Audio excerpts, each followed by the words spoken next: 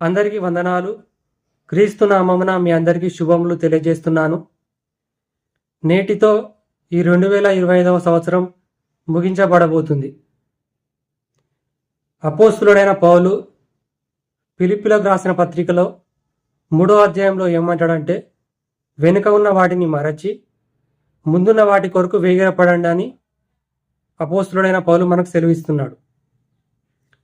నేటికి మన జీవితంలో కోపం కానీ, ద్వేషం కానీ, తొందరపాటు కానీ ఉన్నట్లయితే వాటిని విడిచి నూతన సంవత్సరంలోకి ఒక మంచి ఉద్దేశంతో, ప్రణాళికతో మనం అడుగు పెడదాం.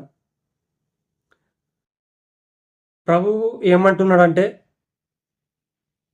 మునుపటి వాటిని జ్ఞాపకం చేసుకోనకుడి, ఇదిగో నేను ఒక నూతన క్రియ చేయబోతున్నానని ప్రభు సెలవిస్తున్నాడు. అట్టి నూతన క్రియ మనందరం రాబోయే 2026 సంవత్సరంలో మనందరం పొందుకుందుము గాక. ఆమేన్. ఈ వీడియో నచ్చితే లైక్ చేయండి, షేర్ చేయండి.